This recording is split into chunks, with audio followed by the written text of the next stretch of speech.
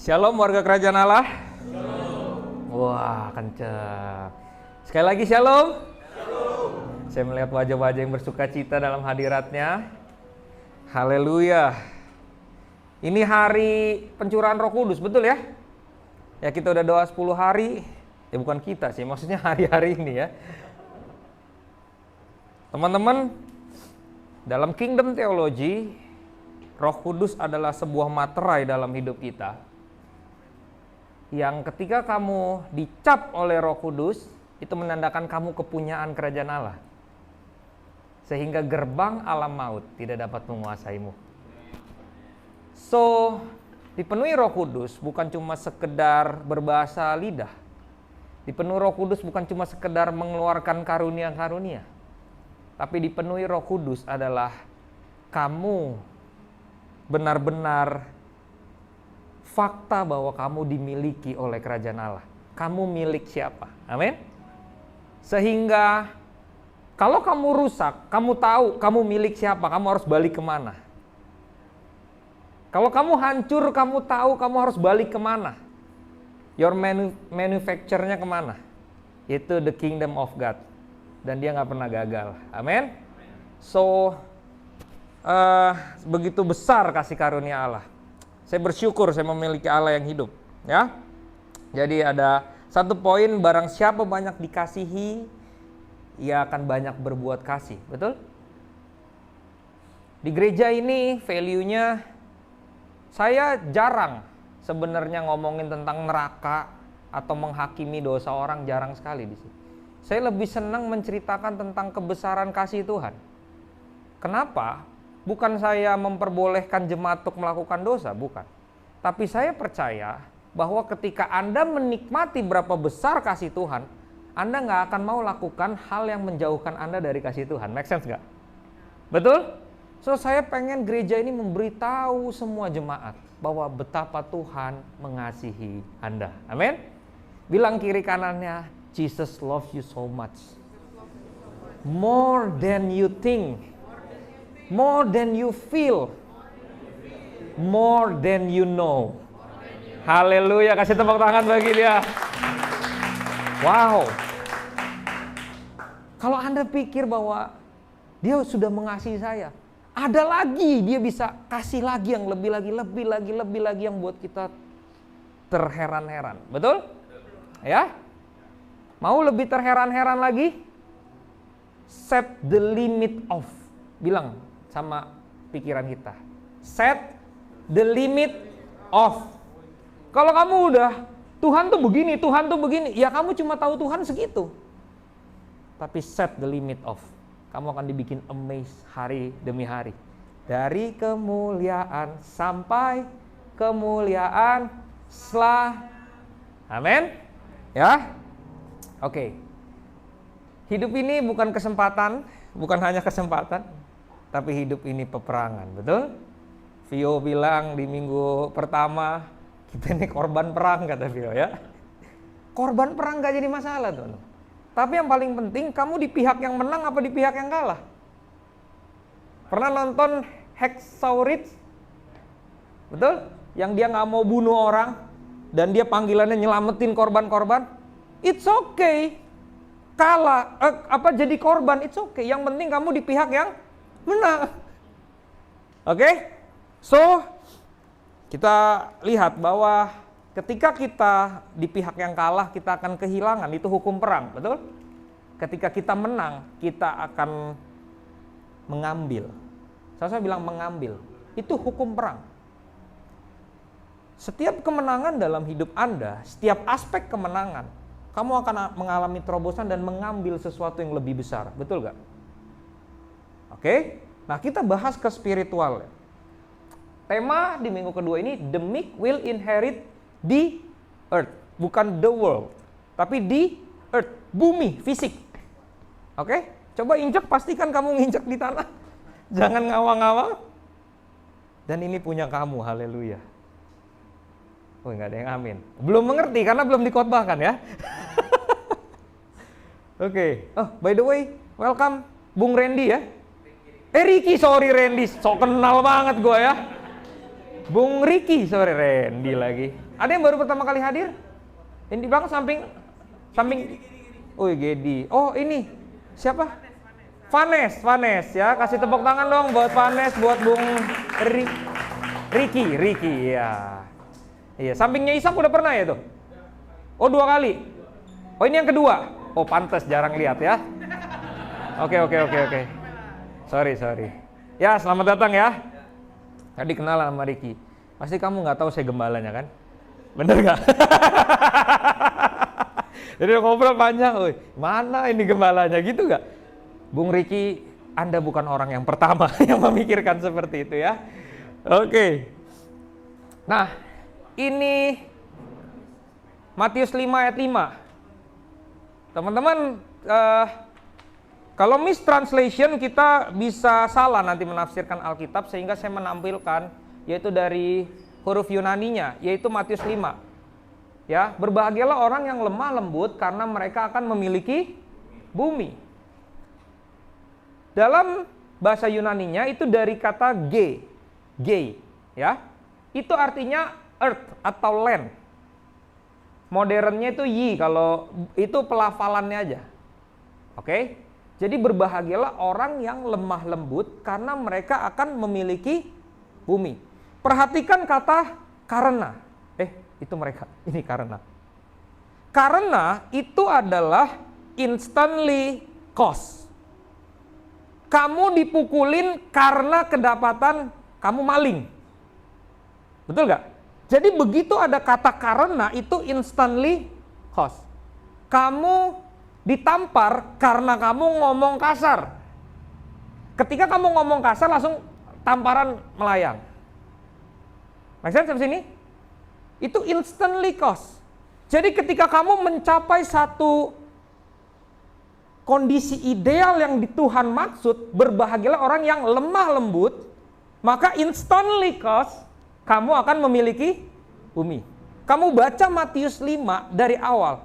Berbahagialah orang yang miskin di hadapan Allah karena merekalah empunya. Ketika kamu sampai pada titik yang seperti Tuhan mau, miskin di hadapan Allah seperti apa? Ideal. Instantly cost, kamu memiliki kerajaan Allah. Berbahagialah orang yang berduka cita, karena dia akan dihibur. Betul? Jadi ketika kamu berduka cita, instantly cost, Roh Kudus pasti hibur kamu. Amin? Jadi, gak ada alasan lagi buat kita kalah. Siapa yang hari-hari ini sedang berduka cita? Berbahagialah karena kamu akan dihibur. Itu instantly cost. Tapi pertanyaannya, kamu datang ke Tuhan atau tidak? Ya. Ketika kamu tahu firman ini dan kamu izinkan firman ini merubah, instantly cost akan terjadi. Ya. Jadi goal kita memiliki bumi adalah akibat. Sebabnya adalah lemah lembut. Nggak usah ngejar akibat, kejar sebab. Ini pasti otomatis. Nah, lemah lembut itu dalam bahasa Yunaninya itu praos. Praos itu artinya juga rendah hati. Jadi lemah lembut dan rendah hati yang Yesus bilang itu kayak mata koin. Kamu nggak mungkin lemah lembut kalau nggak rendah hati. Kalau kamu ngaku rendah hati, kamu nggak mungkin kasar. Make sense? Jadi kalau kamu rendah hati, kamu pasti lemah lembut. Kalau kamu lemah lembut itu kan outputnya, rendah hati itu inputnya, betul gak? Yang di dalam ini rendah hati. Ketika kita salurin keluar, itu lemah lembut. Jadi kelemah lembutan kamu akan diketahui bahwa kamu rendah hati karena kamu lemah lembut. Make sense? Jadi itu output dan outcome dan income sama ya. Lalu ini, dalam bahasa Inggrisnya, berbahagialah orang yang lemah lembut. Lemah lembut itu bahasa Inggrisnya apa teman-teman? Gentle, betul? Betul gak? Apa kata ini? Kalita apa? Oh nggak ada ya? Nggak ngomong ya? Gentle, betul? Lemah lembut. Tapi bahasa Inggris yang dipakai adalah meek. M-E-E-K. Ada yang tahu bedanya? Meek sama gentle? Gentle itu sebuah keadaan output. Bagaimana kamu membukakan pintu pasanganmu di mobil. Nah, itu ya, itu gentle. Pernah para suami membukakan pintu bagi istrinya? Woi, betul Gisel? Sering? Woi, gak pernah. Yang belakangnya gak pernah ya?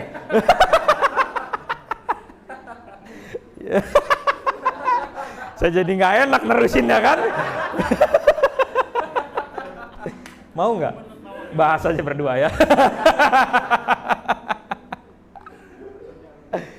Itu gentle. Bagaimana kamu merangkul orang, betul? Itu gentle. Wah, lemah lembut sekali. Bagaimana kamu menghidangkan makanan buat orang, itu gentle. Tapi meek itu adalah sebuah keputusan di hati, kerendahan hati untuk mengikuti apa yang Tuhan suruh. Itu lemah lembut juga kan? Ini yang gak dimiliki Israel sebenarnya. Israel itu tegar tengkuk. Ya, tegar tengkuk nih. Jadi kalau ini tengkuk itu ini, Israel itu bukan kepala, dia itu leher.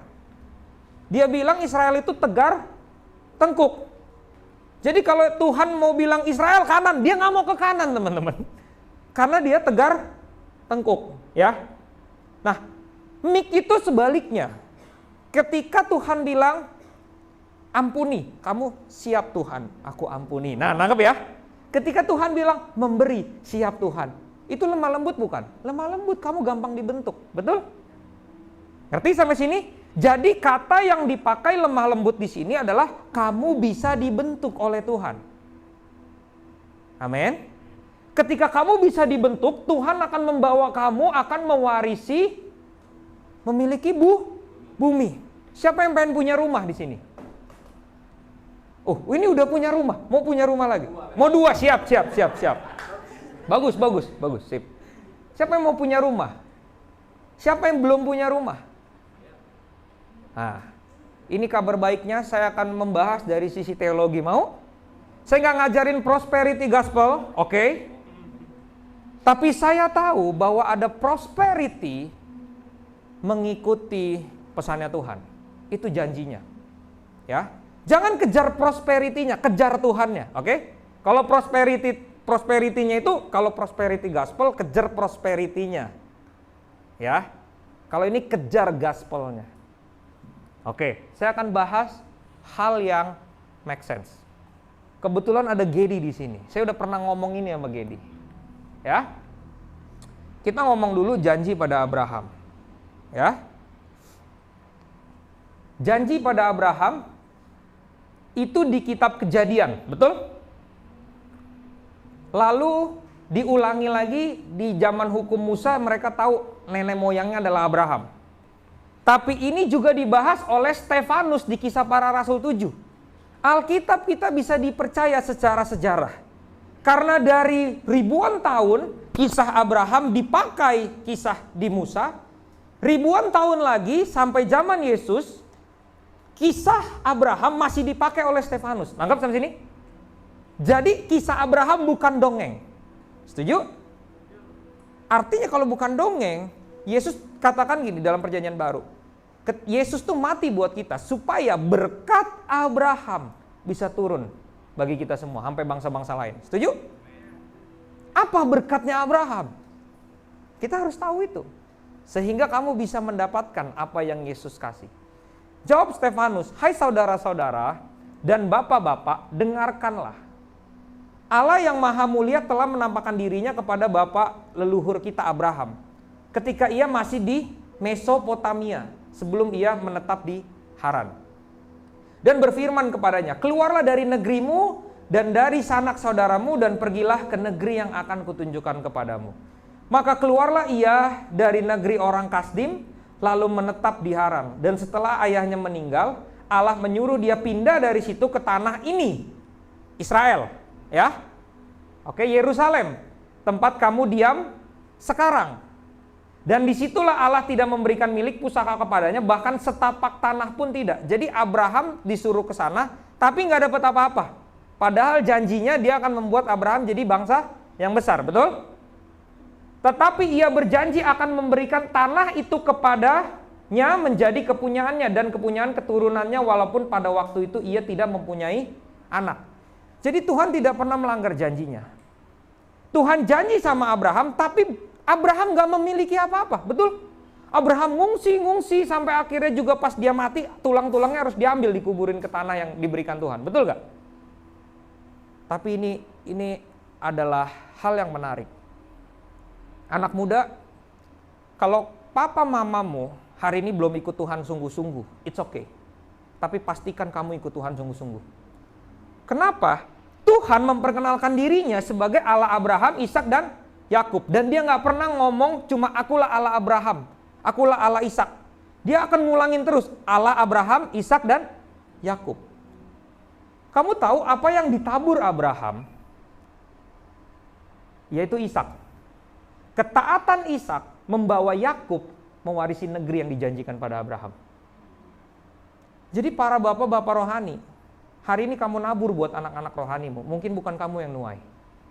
Tapi nanti akan ada Ishak, tapi nanti akan ada Yakub yang jadi Israel, yang menduduki bangsa-bangsa. Amin. That's why penting. Bapak rohani itu penting. That's why kamu harus jadi bapak yang benar-benar ikut Tuhan. It's okay, sekarang di atas ini nggak apa-apa kalau dia nggak sungguh-sungguh. Tapi kamu putuskan kamu sungguh-sungguh ikut Tuhan. Karena keturunan-keturunanmu akan diberkati Tuhan. Keturunan-keturunan orang yang dipilih Tuhan, diberkati Tuhan akan perkasa di bumi dikatakan. Kamu lihat gak? Abraham itu gak perkasa teman-teman. Memang iya dia makin lama makin kaya, tapi dia gak punya wilayah. Kamu tahu orang yang gak punya wilayah, dia akan diusir kapanpun. Dia gak punya kuasa. Tapi Israel hari ini dia punya kuasa. Make sense sampai sini? Israel ada karena ada Abraham. Make sense? So itulah janji pada Abraham. So jangan, kita hormati para pemimpin-pemimpin kita. Amin. Ya, kita hormati mereka, kita hormati bapak-bapak rohani kita. Karena kita ini pewaris, teman-teman. Saya ngerti legacy. Oke? Mazmur 37. Ini adalah kerajaan Yehuda. Siapa rajanya? Saya udah ngomong lagi tadi. Daud, betul? Ya. Kerajaan Yehuda. Sebab orang-orang yang berbuat jahat akan dilenyapkan, tetapi orang-orang yang menanti-nantikan Tuhan akan karena sedikit waktu lagi maka lenyaplah orang fasik. Jika engkau memperhatikan tempatnya, maka ia sudah tidak ada lagi. Perish. Tetapi orang-orang yang rendah hati akan dan bergembira karena kesejahteraan yang Oke. Siapa raja yang Tuhan ngomong tidak akan ada lagi raja seperti dia? Kayaknya, hikmatnya bukan Daud, Salomo. Betul? Semua yang di bumi ini tidak akan ada lagi hikmatnya yang melebihi Salomo. Betul gak? Saya minta sama Tuhan waktu di Jakarta, Tuhan, janjimu ya dan amin. Saya tidak akan pernah bisa menyaingi Salomo karena tertulis hanya Salomo yang paling pintar. Tapi kalau boleh saya satu tingkat di bawahnya. Saya minta itu sama Tuhan. Ya kan kita nggak bisa ngelanggar firman kan? Ya makanya kita harus cerdik seperti ular. Makanya saya minta gitu. Tuhan, saya nggak mungkin kayak Salomo. Tapi setidaknya saya di bawahnya dikit gitu. Jadi kecipratan lah ya hikmat Salomo ya. Nah, kalau teman-teman tahu, Daud telah mengalami ini. Bagaimana dia dipilih Tuhan dari yang tidak berharga, yang tidak dianggap sama bapaknya, dan dijadikan raja. Dan Tuhan ngomong, oleh keturunan Daud ini, kerajaannya tidak akan pernah berakhir. Sehingga Daud ngerti formulanya, kenapa Tuhan kasih itu. Make sense? Dan ini adalah Mazmur Daud. Dia bilang, rendah hati akan mewarisi negeri. Kamu tahu ketika Daud memimpin Israel gak pernah kalah. Baca, gak pernah kalah. Kenapa? Karena Israel pada dipimpin Daud, dia selalu tanya Tuhan. Waktu Amalek nyerang, Tuhan ini gimana? Kamu nyumput, serang, menang. Serang, menang. Kali ini kamu melingkar, betul? Pernah baca itu? Dan dia selalu menang. Kenapa? Karena dia menghormati Tuhannya. Sehingga dia bilang, rendah hatilah, kamu akan mewarisi negeri. Aku tuh cuma gembalain 2-3 ekor domba. tapi hari ini Tuhan kasih kerajaan. Kamu tahu nggak, itu kalau investasi, itu ngelebihin Bitcoin, teman-teman. Bener nggak? Investasi apa yang terbesar? Humble untuk kerajaan Allah. Kamu akan dibuat mewarisi negeri. Lebih dari apapun. Amin. That's why jangan terus berpikir dengan cara dunia. Terus melekat pada Tuhan. Ini Daud contohnya. Dari 2-3 ekor domba, tiba-tiba jadi raja. Aneh nggak? Kekayaannya berapa banyak? Dan untuk raja sudah diputuskan ketika Israel minta raja. Oke, kamu minta raja, aku kasih yang pertama siapa? Saul. Hukumnya kalau kamu punya raja, kamu harus memberikan ini, berikan ini. Nangkep nggak? Daud kucuk-kucuk cuma tiap hari nyanyi aja. Makananku melakukan, apalah itu ya, lagu itu ya. Makananku adalah melakukan kehendak Bapa. Yesus bilang, Tuhan adalah, Yesus lagi. Daud bilang, Tuhan adalah gembalaku, takkan kekurangan aku. Dia cuma bermazmur terus buat rajanya. Kucuk-kucuk tiba-tiba dipanggil Nabi Samuel dan jadi raja. Dan dia menikmati semua peraturan yang Tuhan buat Saul, dan itu buat dia. Gila gak? Make sense? Kalau Tuhan udah promosiin, gak ada yang bisa nahan. Kuncinya adalah kamu terus terkagum-kagum akan dia. Amin. Masih kagum sama Tuhan? Teruslah. Apapun keadaanmu, it's okay. Daud juga pernah gitu kok. Ya. Udah sampai sini. Nah, ini teman-teman. Saya mau kasih tahu bahwa privilege ikut Tuhan. Orang Kristen tuh nggak sama dengan yang lainnya. Saya harus ngomong jelas. Jadi kalau kita mediocre, bilang kita sama aja, no. Kita harus berubah pikirannya. Hukum perang, apabila engkau mendekati, ini ulangan ya, ulangan 20, 10-20. Apabila engkau mendekati suatu kota untuk berperang melawannya, maka haruslah engkau menawarkan perdamaian kepadanya. Apabila kota itu menerima tawaran perdamaian itu dan dibukanya pintu gerbang bagimu, maka haruslah semua orang yang terdapat di situ melakukan pekerjaan rodi bagimu dan menjadi hamba kepadamu. Tetapi apabila kota itu tidak mau berdamai dengan engkau, melainkan mengadakan pertempuran melawan engkau, maka haruslah engkau mengepungnya. Ini Tuhan lu yang nyuruh. Dan setelah Tuhan Allahmu menyerahkannya ke dalam tanganmu, maka haruslah engkau membunuh seluruh penduduknya yang laki-laki dengan mata pedang. Hanya perempuan, anak-anak hewan, hanya perempuan, anak-anak, hewan dan segala yang ada di kota itu, yakni seluruh jarahan itu boleh kau rampas bagimu sendiri. Dan jarahan yang dari musuhmu ini yang diberikan kepadamu oleh Tuhan Allahmu boleh kau pergunakan. Kalau kamu di pihak yang kalah, kamu akan diambil dan kamu akan dipergunakan. Tapi kalau kamu di pihak yang menang, itu semua akan diberikan kepadamu. Makanya tadi saya bahas tentang hidup ini adalah peperangan. Ya. Kemenangan itu akan menghasilkan promosi, teman-teman. Itu Anda harus berperang untuk mendapatkan piala. Anda harus bertanding untuk mendapatkan piala. Apabila Anda nggak mau bertanding, Anda nggak dapat apa-apa. Demikianlah harus kau lakukan terhadap segala kota yang sangat jauh letaknya dari tempatmu yang tidak termasuk kota-kota bangsa ini. Jadi, ini adalah kota-kota yang jauh daripada tanah perjanjian yang Tuhan kasih. Kamu terapin ini, iyalah, karena kan dia harus netapnya di Yerusalem, betul gak? Ya, kamu harus bunuh semuanya. Kamu bisa pergunain. Tapi jangan ambil ini di perjanjian baru ya, ini perjanjian lama teman-teman. Nggak suka bunuh, jangan ya. Ini perjanjian lama. Saya mau kasih tahu gitu ya. Barang siapa membenci kamu seperti membunuh, kata Yesus, betul? Standarnya meningkat. Ya, jadi baca ini cukup perspektif pada saat itu, jangan dibawa kayak sekarang. Tetapi dari kota-kota, bangsa-bangsa itu diberikan Tuhan Allahmu kepadamu menjadi milik pusakamu. Janganlah kau biarkan hidup apapun yang bernafas. Jadi semua kota-kota yang Tuhan kasih itu semuanya dibantai khusus untuk Israel. Oke? Melainkan kau tumpas sama sekali, yakni orang Het, orang Amori, orang Kanaan, orang Feris, orang Hewi dan orang Yebus seperti yang diperintahkan Tuhan kepada Allahmu. Kenapa hanya ini aja? Padahal musuhnya ada Midian, ada Asyur, betul gak? Ada Babel. Karena ini adalah daerah Kanaan seperti yang dijanjikan Tuhan. Orang-orang ini yang menduduki, hantam semua, penuhi. Tuhan cuma mau orang yang mengenal dia. Karena semua orang ini menyembah berhala. Tuhan sangat benci dicampur. Yesus nggak bisa dicampur. Amin. Tuhan kita nggak bisa dicampur. Hati-hati. Supaya mereka jangan mengajar kamu berbuat sesuai dengan segala kekejiannya. Ada beberapa orang ini yang mempersembahkan untuk pada dewa Molok. Mempersembahkan anaknya untuk dewa Molok. Dan Tuhan nggak ada yang nyuruh. Betul? Tuhan benci itu. Ya. Apabila dalam memerangi suatu kota engkau lama mengepungnya untuk direbut, maka tidak boleh engkau merusakkan pohon-pohon sekelilingnya dengan mengayunkan kapak. Oke. Intinya tentang pohon-pohon.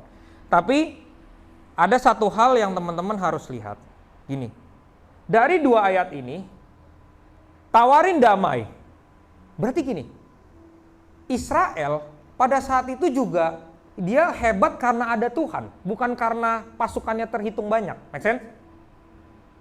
Ya, tapi Tuhan bilang ajak damai. Kalau nggak damai bantai. Berarti Tuhan melihatnya Israel itu udah sudut pandangnya udah pasti menang.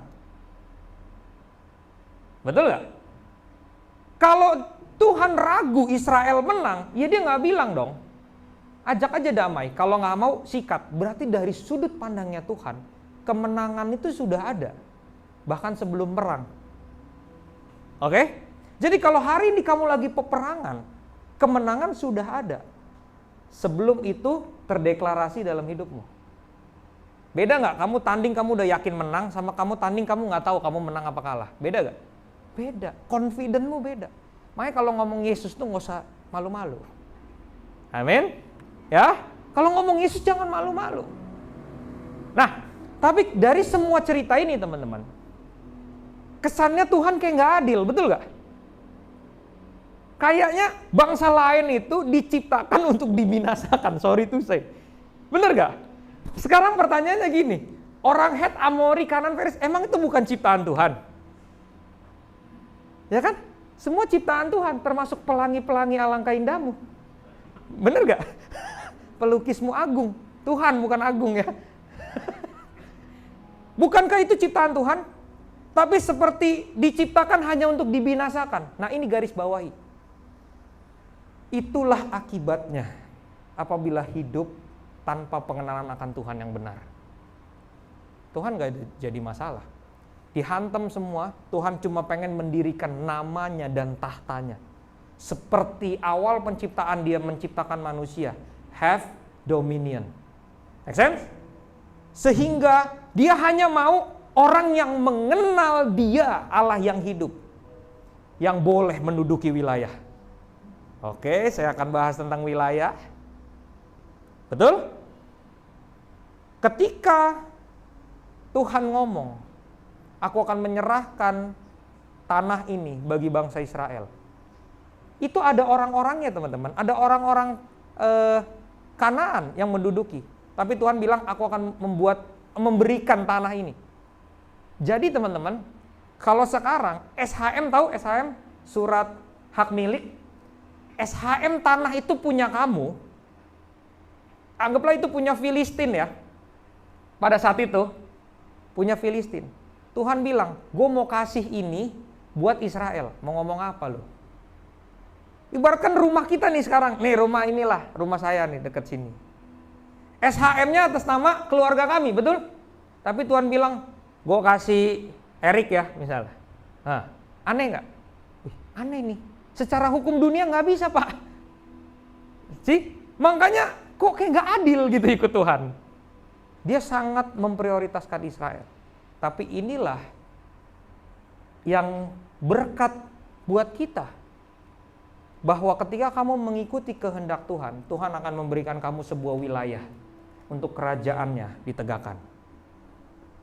Wah, belum nge. Kenapa Tuhan kasih kami untuk bisa tinggal di Waihalim? Karena Tuhan melihat ketika kami dikasih tempat di Waihalim, di Lampung, kami akan mendirikan gerejanya. Next sampai sini. Kenapa Tuhan kasih kos-kosan di ITERA? Karena hatinya Gedi emang untuk kampus ITERA. Jadi kalau Tuhan kasih sebuah tanah, itu spesial, sama-sama bilang spesial. Kamu yang udah punya rumah, tanya Tuhan, purpose-nya apa Tuhan kasih kamu wilayah? Make sense sampai sini? Jangan pikir rumah itu cuma rumah karena kamu bisa beli, jangan. Gak semua orang dikaruniai Tuhan rumah, tanah. Tapi kalau kamu dapat tanah, ada purpose Tuhan untuk mendirikan kerajaannya. Amin. That's why rumahmu itu sebagai tempat penyembahan. Nah, saya mau kasih gambaran. Ketika kamu terus ikut Tuhan, kamu akan dikasih sebuah wilayah. Ya. Nah, ini adalah sejarah, teman-teman. Saya tulis ini padahal atasnya udah ada, saya nggak lihat ya. Ini adalah sejarah bahwa tanah di Timur Tengah itu adalah milik Inggris waktu Perang Dunia. Ya, itu milik Inggris, lalu Perang Dunia I dimenangkan oleh Inggris. Lalu semua daerah Yerusalem semuanya, by the way jangan lihat ini Palestina. Palestina itu nama yang diberikan oleh Kaisar Roma, ya. Alia Capitolina, supaya nama Israel tidak ada lagi disebut di muka bumi ini. Nah, saking Roma bencinya sama Israel, ya. Jadi ini namanya apa nih? Yerusalem, betul? Ya, jadi inilah tanah Israel. Ini sejarah, saya bukan pendukung Israel atau apa ya. Mohon jangan salah pahami saya, ya. Saya tidak membenci Palestina dan saya tidak membenci Israel. Saya netral, saya anak Kristus. Haleluya. Jaga aman dulu ya. Ini direkam habisnya. Ya, disclaimer dulu. Saya hanya membahas sejarah, teman-teman ya. Nah, setelah itu karena gencatan politik dan lain-lain pada 1947, maka Inggris gak bisa lagi mengontrol Mesir karena diplomatik Mesir ingin merdeka. Ya, dan Jordan, dia nggak bisa ngontrol lagi karena semakin kuat gerakan kemerdekaan mereka, sehingga lewat UN Resolution, yaitu PBB, memutuskan bahwa memberikan Jordan kemerdekaan dan melepaskan Mesir. Sehingga daerah ini masih adalah daerah Inggris, tapi dibagi menjadi dua, yaitu Arab dan Israel. Ya, Arab, Palestina, dan Jewish. Oke? Jadi Yerusalem memiliki dua negara, two states. Oke? Are you with me? Ya, bisa ya? Nah, pada tahun 1948 orang Arab gak terima. Jadi dia bilang ini punya negara kita. Gak ada itu Israel itu. Israel bilang, ya udah nggak apa-apa, kita dua negara, yang penting gue punya tanah, gitulah ibaratkan ya. Tapi orang Arab gak terima. Oh nanti dulu, kita belum terima dan lain-lain, orang Arab bilang. Dia berunding lagi sama seputaran Arab ini ya, didukung-dukung dengan yang di atas-atas ini. Ketika 1948 orang Arab lagi berunding, orang Israel lama di orang ini gue merdeka aja gitu loh. Tangkap gak? Jadi dia deklarasikan bahwa ini adalah tanah Israel. Ngamuk orang-orang Arab. 1949 inilah perang kemerdekaan. Liga Arab melawan Israel. Jelas ya sampai sini ya. Ketika 1948 Israel didemo karena deklarasi kita telah merdeka. Orang Arab bingung kan? Ini kan dibagi kan? Two states kan? Kok lu merdeka sendirian? Israel bilang, salah lu nggak mau gitu loh ibaratkan bahasa gaulnya. Nangkep gak? Ya. Perang akhirnya, perebutan. Gak bisa two states, kita tentukan siapa pemenangnya. Ternyata dimenangkan oleh Israel, teman-teman. Arab kehilangan wilayahnya. Setelah bangsa Arab kehilangan wilayahnya, bangsa Arab berunding lagi. Ya udahlah kita two states saja katanya. Israel bilang, lu udah ngajak gue perang, lu mau balik lagi? Nggak mau, kata Israel. Itulah yang menyebabkan sampai hari ini panas. Jelas sampai sini? Itu sejarahnya, teman-teman. Jadi bangsa Arab udah kalah, dia minta lagi wilayahnya. Udahlah, ayo kita ikutin PBB aja. Ya udah, yuk kita berdua. Israel nggak mau. Enggak, gue udah menang perang. Ini semua wilayah gue, kata dia. Jelas sampai sini? Ya. Nah, ini 1949 dimenangkan oleh Israel. Ya, ini perang kemerdekaan. Lalu 1967 ada lagi diserang lagi, teman-teman, sama Jordan. Kembali lagi itu nama perang 6 hari, teman-teman, namanya. Ya. Perang 6 hari, Israel diserang lagi. Kali ini Mesir ikutan, teman-teman. Di bawah ini. Mesir ikutan. Setelah Mesir ikutan, Jordan ikutan. Apa yang terjadi teman-teman setelah perang hari? Mesir direbut sama Israel, teman-teman. Lalu Jordan sebagian, kamu lihat nih, ini udah jadi wilayah Israel kan, yang disebut sekarang West Bank, tepi barat, karena dekat sungai Yordan. Jadi Jordan kehilangan wilayahnya, Mesir kehilangan wilayahnya, teman-teman. Oke? Ini adalah hasil ketika orang-orang yang ngusik biji matanya Tuhan. Bisa lihat? Dan Tuhan bilang, kamu itu biji matanya Tuhan. Kalau kamu diusik, Tuhan yang marah. Betul nggak? Sopan nggak coba? Sama Tuhan nyolok-nyolok mata gini. Aneh kan? Makanya kalau kamu difitnah santai aja, amin. Bilang santai aja. Kalau kamu direndahkan, santai aja. Ya nggak? Karena kalau kamu dihina, dia tuh kayak nyolok-nyolokin mata Tuhan gitu. Bilang, gak sopan lo ini.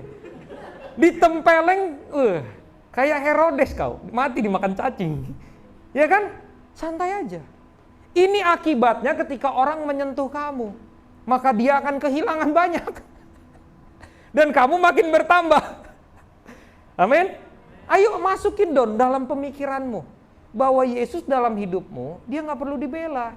Dia itu macan dari Yehuda, dia bukan kucing. Amin. Iya, singa, sorry, beda ya, singa sama macan. Katnit gitu ya. Singa dari Yehuda. Mungkin yang lain perlu bela agama, kita nggak perlu, amin. Yesus yang bela kita, amin. Kasih tepuk tangan bagi dia. Beda bos. Beda, makanya saya nggak mungkin pilih yang lain. Amin. Karena saya ngerti ini, sama-sama bilang ngerti. Mengertikah kamu sekarang? Haleluya. Belum selesai. Masih panjang teman-teman, ya. Nah, singkat cerita ada perang Yom Kippur di sini. Ya, perang Yom Kippur. Israel nggak bisa kalah di perang Yom Kippur. Tapi di sini adalah perjanjian Camp David, yaitu meminta Israel untuk melepaskan Mesir dan Jordan. Ya udahlah, gini deh, yuk kita gencatan senjata yuk. Yaitu namanya perjanjian Camp David. Tahun 1978 tanda tangan, 1979 dideklarasikan bahwa Israel menandatangani setuju ada gencatan senjata untuk membebaskan Mesir dan Jordan. Jadi nggak mau perang lagi. Karena di sini Israel membentengi wilayahnya kan, karena udah menang perang kan. Nah itu kalau menang perang pasti dapat wilayah dong, betul? Nah Israel akhirnya oke lah, ya udah nggak apa-apa deh. Oke? Nah, perjanjian Oslo ini sekali lagi di perang Yom Kippur, perjanjian Camp David, kamu lihat di sini ada apa? Jalur apa? Gaza. Jalur Gaza masih milik Israel.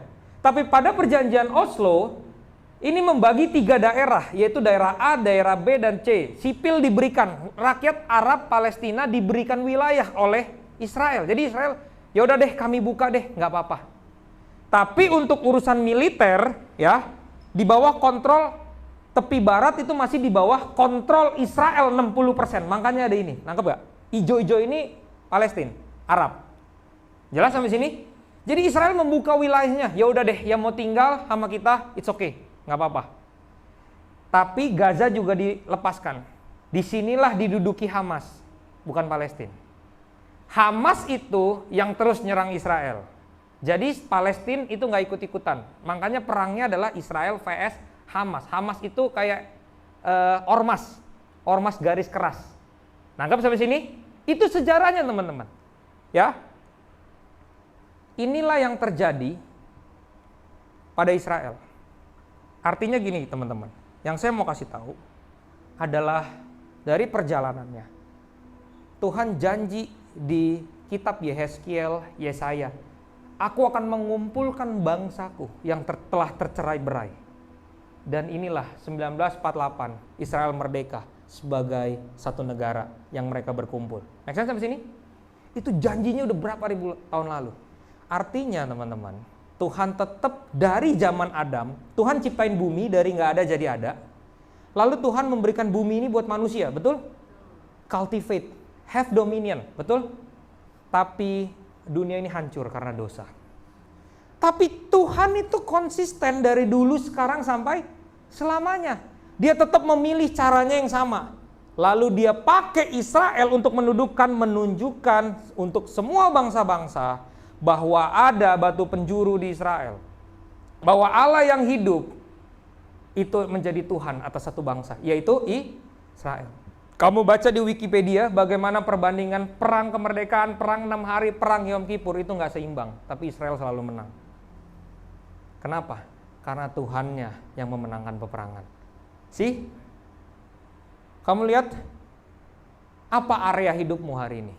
Mungkin kamu diserang Mesir, perbudakan. Kamu perbudakan dosa, perbudakan pornografi, dan lain-lain. Hutang dan lain-lain.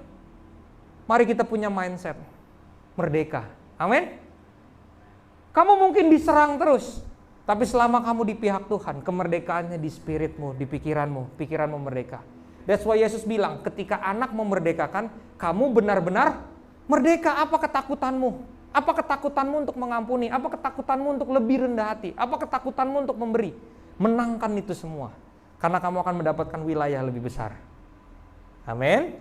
Ya, ini fisiknya. Tapi kita kan sekarang disebut persemakmuran dengan Israel. Betul gak? Berkat Abraham juga buat kita. Nah, tampaknya wajah-wajahnya udah mulai bertanya-tanya. Ini bahas apa sih gitu ya? Mengertikah saudara? Ya, yang saya maksud? Nah, jadi gini teman-teman. Ini yang terakhir, prinsip-prinsip. Ketika Tuhan expanding His kingdom, caranya tidak berubah. Cara dengan Adam, cara dengan Israel, begitu juga dengan cara kita. Makanya Yesus bilang kepada Petrus, di atas batu karang ini, aku akan mendirikan gerejaku. Gereja itu bahasa Yunani eklesia. Jadi lain waktu saya pernah jelasin, eklesia itu apa? Orang kepercayaan untuk yang dipilih oleh kaisar untuk menduduki dan meresearch satu wilayah yang akan diduduki. Ketika udah di research, dia tanya eklesianya, kita bisa nggak dudukin itu? Sama raja, sama kaisar. Bisa, kekuatan mereka segini, kita keluarin pasukan segini, oke lakukan. Maka eklesianya itu berangkat dengan kekuatan dari pusat, menduduki wilayah itu. Make sense? Itulah eklesia. Eklesia itu bahasa perang teman-teman. Yang Yesus bilang, aku akan mendirikan gereja. Gereja itu bahasa perang. Ketika Yesus bilang kayak gitu, dia suruh, eklesia, kaisar bilang, oke dudukan itu. Maka eklesia bersama dengan prajurit-prajurit yang telah diperintahkan kaisar, dudukin wilayah itu. Bantai, serang pintu gerbangnya, bisa masuk, bakar semua. Ketika asap naik dan kibarkan bendera, artinya telah diduduki oleh Romawi. Make sense? Dan siapa yang akan menjabat sebagai gubernurnya? Kira-kira siapa? Eklesianya itu. Sehingga wilayah yang ditaklukkan, itu jadi wilayahnya eklesia itu. Tapi tetap terpusat dengan kaisar. Nangkep sampai sini? Dengan Romawi pusat. Itulah kita di bumi ini. Tuhan kasih Rock Way Halim.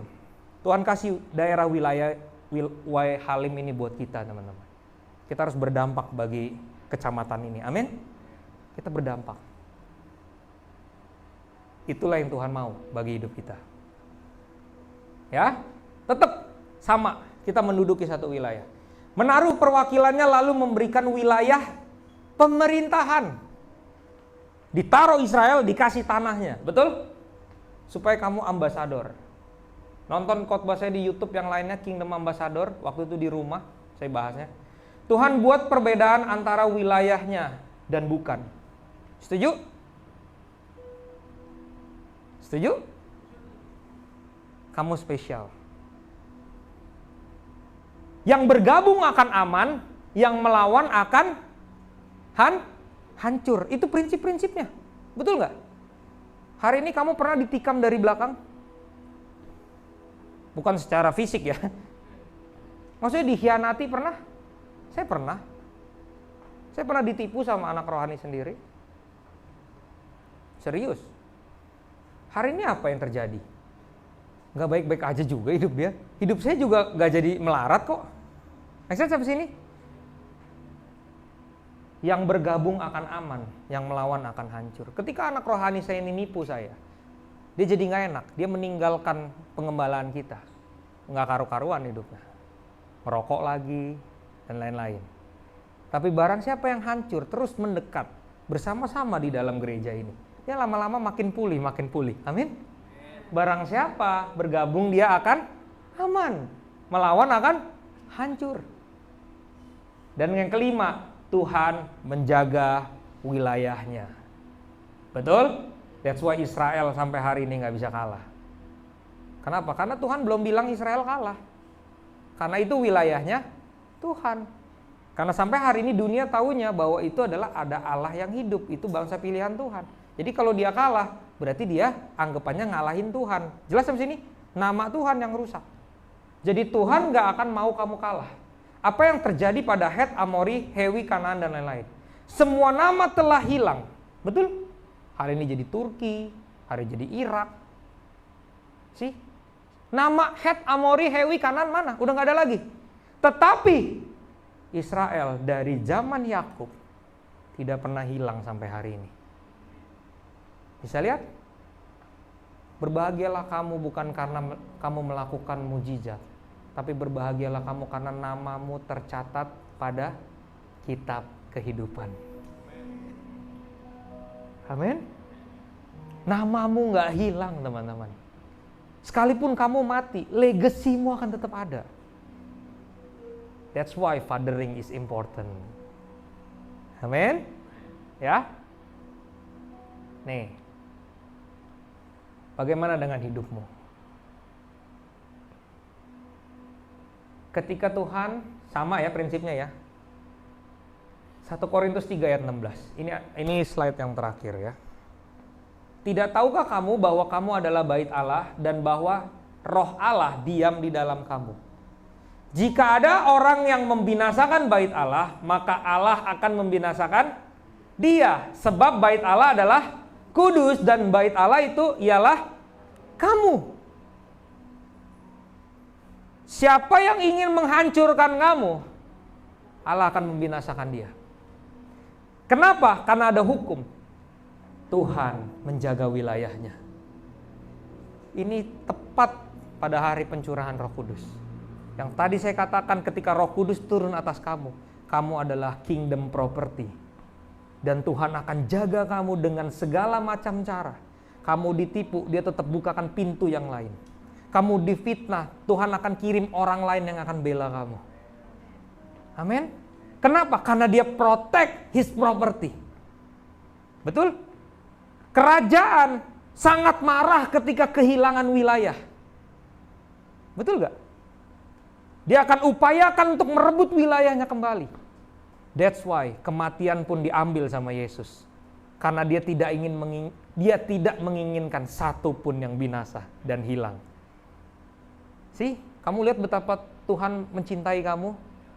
Dia bayar harganya kematian. Dia turun langsung karena manusia udah gak bisa nyelesain dosanya sendiri. Kenapa? Karena dia ingin mengambil wilayahnya kembali, yaitu Anda dan saya. Dan sekarang kita ini wilayahnya Tuhan. Hati kita ini wilayahnya Tuhan. So, dia akan cari cara bagaimanapun. Kayak lagunya Reckless Love itu, tahu nggak? Reckless love of God. Amin. Semua dia bayar harganya karena dia nggak mau kehilangan wilayahnya. Itulah kingdom mentality. Amin. Apa yang kamu sedang hadapi hari-hari ini? I will pray for you. Karena aku tahu kesenangan Bapa hanya anak-anaknya kembali pada dia. Nggak ada kesenangan yang lain. Berkati kamu dengan sebuah rumah wilayah. It's okay, itu easy bagi dia. Tapi dia mau kamu. Amin. Maka kamu akan dibentuk sesuai dengan idealnya. Kamu akan dibentuk, dibawa ke sini, dibawa ke sana. Untuk kepada satu wilayah, yaitu kerajaanmu sendiri. Karena kamu sudah bisa memerintah. Sekarang tanya dirimu sendiri, apakah kamu bisa dipercaya dengan pekerjaan yang besar oleh Tuhan? Kalau belum, wajar kalau Tuhan belum membukakan pintu-pintu. So prepare yourself. Amin. Maka berkat itu akan datang. Tuhan akan memberikan wilayah. Saya nggak bertele-tele. That's the kingdom principle. Matius 5 ayat 5. Berbahagialah orang yang lemah lembut, karena ia akan memiliki bumi, land. Ini konkret, Tuhan percaya kamu, dia memberikan land. Terserah kalau Anda nggak mau percaya, nggak apa-apa. Saya nggak melihat Anda rendah ketika Anda tidak punya land, it's okay. Tapi kalau Anda percaya, firman ini bagi Anda buka pikiran Anda. Tuhan ingin memberikan sebuah wilayah bagi kamu, supaya kerajaannya tinggal di sana. Amin. Yang rumahnya di TDL, rumahnya Bukit Kencana, rumahnya Puri Kencana, di Wai Halim, di Teluk, di Panjang. Kita kepung. Itu kerajaan-kerajaan Allah. Amin. Mari kita bangkit berdiri, saya selesai, kasih tepuk tangan bagi dia.